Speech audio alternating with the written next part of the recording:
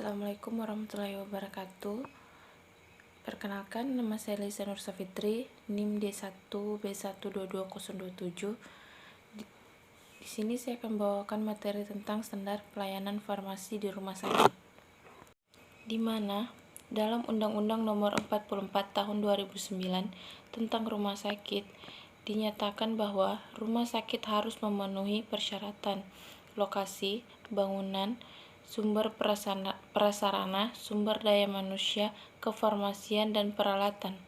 Selanjutnya, dinyatakan bahwa pelayanan kefarmasian di rumah sakit harus mengikuti standar pelayanan kefarmasian yang diamanahkan untuk diatur dengan peraturan pemerintahan kesehatan. Dalam Peraturan Nomor 51 Tahun 2019 tentang pekerjaan kefarmasian juga dinyatakan bahwa dalam menyatakan praktik kefarmasian pada fasilitas pelayanan kefarmasian, apoteker harus meresepkan standar pelayanan kefarmasian yang diamanahkan untuk diatur dengan peraturan Menteri Kesehatan.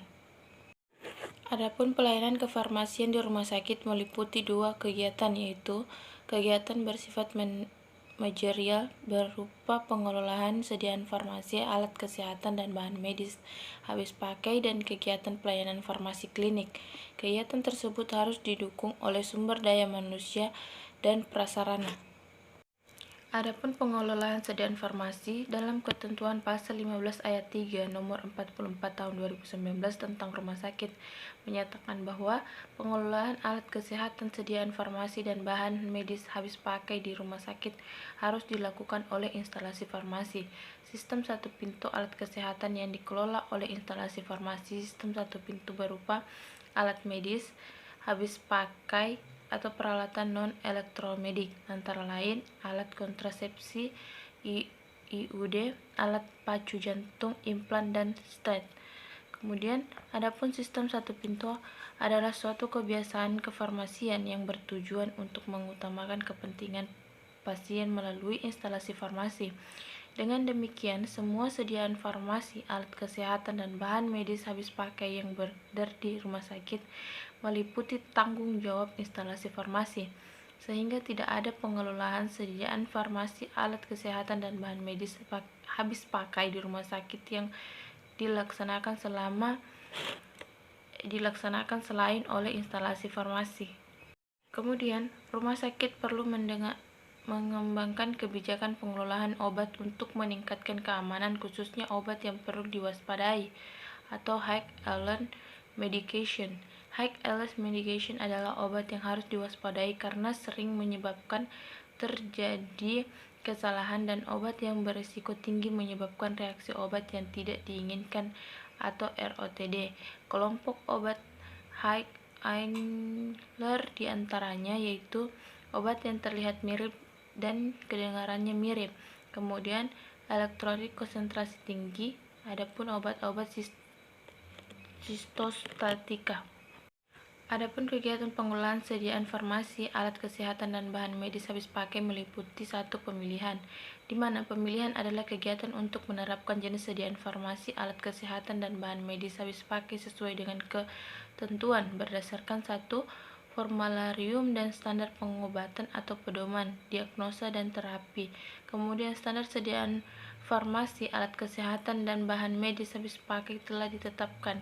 Kemudian pola penyakit, adapun efektivitas, keamanan, dan pengobatan berbasis bukti multi hingga dan ketersediaan di pasaran. Kemudian adapun formularium rumah sakit disusun mengacu kepada formularium nasional. Formularium rumah sakit yang merupakan daftar obat yang disepakati staf medis disusun oleh komite atau tim farmasi dan terapi yang diterapkan oleh pimpinan rumah sakit. Kedua, perencanaan kebutuhan, di mana merupakan kegiatan untuk menentukan jumlah dan periode pengembangan sediaan farmasi, alat kesehatan, dan bahan medis habis pakai sesuai dengan hasil kegiatan pemilihan untuk menjamin terpenuhnya kriteria tepat jenis, tepat jumlah, tepat waktu, dan efisiensi. Pedoman perencanaan harus mempertimbangkan 1. Anggaran yang tersedia. 2. Penetapan prioritas. 3. Sisa persediaan. 4. Data pemakai periode yang lalu. 5. Waktu tunggu pemesanan dan perencanaan pengembangan. Ketiga, ada pengadaan, di mana pengadaan merupakan kegiatan yang dimaksudkan untuk menghasilkan perencanaan kebutuhan. Hal-hal yang perlu diperhatikan dalam pengadaan sediaan farmasi yaitu alat kesehatan dan bahan medis habis pakai, antara lain bahan baku obat harus disertai sertifikat analisis. 2. Bahan berbahaya harus menyatakan material safety data cert atau MSDS. Kemudian 3. Sediaan farmasi atau alat kesehatan dan bahan medis habis pakai harus mempunyai nomor izin edar. 4. Masa kadaluarsa minimal 2 tahun kecuali untuk sediaan farmasi, alat kesehatan, dan bahan medis habis pakai tertentu, yang dimana ada vaksin, regensia, dan lain-lain, atau pada kondisi yang dapat dipertanggungjawabkan. Adapun pengadaan yang dapat dilakukan melalui: pertama, pembelian. Hal-hal yang perlu diperhatikan dalam pembelian adalah kriteria sediaan farmasi, alat kesehatan, dan bahan medis habis pakai yang meliputi kriteria umum dan kriteria mutu obat. Adapun persyaratan pemasukan dan penentuan waktu pengadaan dan bahan medis habis pakai. Kemudian adapun pemantauan rencana pengadaan sesuai jenis, jumlah, dan waktu. Adapun produk sediaan farmasi. Instalasi farmasi dapat memproduksi sediaan tertentu apabila sediaan farmasi tidak ada di perusahaan. Kemudian kedua, sediaan farmasi lebih murah jika diproduksi sendiri. Kemudian ketiga, sediaan farmasi dengan formulasi khusus. Keempat, sediaan farmasi dengan kemasan yang lebih kecil. Kemudian kelima, sediaan farmasi untuk penelitian dan sediaan farmasi yang tidak stabil dalam penyimpanan. Kemudian adapun sumbangan atau dropping atau hibah, di mana keseluruhan kegiatan penerimaan sediaan farmasi, alat kesehatan, dan bahan medis habis pakai dengan cara sumbangan atau dropping hibah harus disertai dokumen atau administrasi lengkap dan jelas. Kemudian instalasi farmasi dapat memberikan rekomendasi kepada pimpinan rumah sakit untuk mengembangkan atau penolakan sumbangan atau dropping hibah yang diterima jika tidak bermanfaat bagi kepentingan pasien di rumah sakit. Keempat, penerimaan, di mana penerimaan merupakan kegiatan untuk menjamin kesesuaian jenis, spesifikasi, jumlah mutu, waktu penyerahan, dan harga yang tertera dalam kontrak atau surat pemesanan dengan kondisi fisik yang diterima. Kelima, penyimpanan, di mana penyimpanan harus dapat menjamin kualitas dan keamanan sediaan farmasi, alat kesehatan, dan bahan medis habis pakai sesuai dengan persyaratan kefarmasian atau stabilitas dan keamanan, sentrasi cahaya, kelembapan, ventilasi, dan keamanan. Adapun metode penyimpanan dapat dilakukan berdasarkan kegiatan terapi, bentuk sediaan, dan jenis, serta disusun secara reversibel dengan menentukan prinsip first out atau FIFO dan first in first out atau FIFO, serta sistem informasi manajemen. Adapun rumah sakit harus menyediakan lokasi penyimpanan obat atau emergensi untuk kondisi kadarurat. Tempat penyimpanan harus mudah diakses dan terhindar dari penyalahgunaan pencurian. 6. Pendistribusian merupakan suatu rangkaian kegiatan dalam rangka menyalurkan atau menyerahkan sediaan farmasi, alat kesehatan, dan bahan medis habis pakai dari tempat penyimpanan sampai kepada pasien dengan tetap menjamin mutu, stabilitas, jenis, jumlah, dan ketepatan waktu. Sistem distribusi di unit pelayanan dapat dilakukan dengan cara: pertama, sistem persediaan lengkap di ruang atau floor stock di ruang rawat disiapkan dan dikelola oleh instalasi farmasi.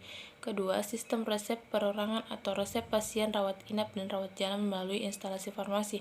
Ketiga, sistem unit dosis digunakan untuk pasien rawat inap. Dan keempat adalah sistem kombinasi bagi pasien rawat inap dengan menggunakan kombinasi. Adapun ketujuh yaitu pemusnahan dan penarikan sediaan farmasi, alat kesehatan, dan bahan medis habis pakai, yaitu apabila produk tidak memenuhi syarat mutu, telah kadaluarsa, dan tidak memiliki syarat untuk dipergunakan dalam pelayanan kesehatan atau kepentingan ilmu pengetahuan atau dicabut izin edarnya. Kemudian 8. Pengendalian dilakukan terhadap jenis, jumlah sediaan, dan penggunaan dilakukan oleh instalasi farmasi harus bersama komite tim farmasi dan terapi di rumah sakit. Cara pengendaliannya adalah: pertama, melakukan evaluasi persediaan yang jarang digunakan atau slow moving. Kedua, melakukan evaluasi persediaan yang tidak digunakan dalam waktu 3 bulan berturut-turut atau dead stock. Kemudian ketiga, stock of name yang dilakukan secara prodik dan berkala. Kesembilan, administrasi. Kegiatan administrasi terdiri dari pencatatan dan pelaporan, administrasi keuangan, administrasi penghapusan, dan ke-10 ada manajemen, di mana manajemen risiko pengelolaan sediaan farmasi, alat kesehatan, dan bahan medis habis pakai. Pertama itu menentukan konteks manajemen risiko pada proses pengelolaan, kedua mengidentifikasi risiko, dan ketiga menganalisis risiko, keempat mengevaluasi risiko, kelima mengatasi risiko. Kesembilan, administrasi. Kegiatan administrasi terdiri dari pencatatan dan pelaporan, administrasi keuangan, administrasi penghapusan, dan ke-10 ada manajemen, di mana manajemen risiko pengelolaan sediaan farmasi, alat kesehatan, dan bahan medis habis pakai. Pertama itu menentukan konteks manajemen risiko pada proses pengelolaan, kedua mengidentifikasi risiko, dan ketiga menganalisis risiko, keempat mengevaluasi risiko, kelima mengatasi risiko. Adapun pelayanan farmasi klinik, di mana pelayanan farmasi klinik merupakan pelayanan langsung yang diberikan apoteker kepada pasien dalam rangka meningkatkan outcome terapi dan minimalkan risiko terjadinya efek samping karena obat untuk tujuan keselamatan pasien atau patient safety, sehingga kualitas hidup pasien, quality of life, terjamin, di mana pelayanan farmasi klinik yang dilakukan meliputi: 1. Pengkajian dan pelayanan resep, kedua penelusuran riwayat penggunaan obat, ketiga rekonsiliasi obat, keempat pelayanan informasi obat atau PIO, kelima konseling, keenam VCT, ketujuh pemantauan terapi obat atau PTO, kedelapan monitoring efek samping obat atau MESO, kesembilan evaluasi penggunaan obat atau EPO, ke-10 dispensi sediaan steril, dan ke-11 pemantauan kadar obat dan dalam darah atau PKOD. Adapun manajemen risiko pelayanan farmasi klinik, yang dimana beberapa risiko yang berpotensi terjadinya dalam melaksanakan pelayanan farmasi klinik adalah: 1. Faktor risiko yang terkait dengan karakteristik kondisi klinik pasien, di mana faktor risiko yang terkait dengan karakteristik kondisi klinik pasien akan berakibat terhadap kemungkinan kesalahan dalam terapi. Faktor risiko tersebut adalah umur, gender, etik, ras, status dan kehamilan, status nutrisi, status sistem imun, fungsi ginjal, dan fungsi hati. Kedua, faktor risiko yang terkait dengan penyakit pasien, yaitu faktor risiko yang terkait penyakit pasien terdiri dari 3 faktor, yaitu tingkat keparahan, preferensi pasien terhadap penguatan keparahan, tingkat oiden yang ditimbulkan oleh keparahan penyakit, dan ketiga, faktor risiko yang terkait dengan farmakoterapi pasien, di mana faktor risiko yang terkait dengan farmakoterapi pasien meliputi toksisitas, profil reaksi obat tidak dikehendaki, rute dan teknik pemberian, persepsi pasien terhadap toksisitas, rute dan teknik pemberian, dan ketepatan terapi. Adapun sumber daya kefarmasian, di mana sumber daya manusia, yaitu instalasi farmasi harus memiliki apoteker dan tenaga teknis kefarmasian sesuai dengan beban kriteria dan petugas penunjang lainnya agar tercapai sasaran dan tujuan instalasi farmasi. Ketersediaan jumlah tenaga apoteker dan tenaga teknis kefarmasian di rumah sakit dipantau sesuai dengan ketentuan klasifikasi dan perizinan rumah sakit yang ditetapkan oleh kementerian.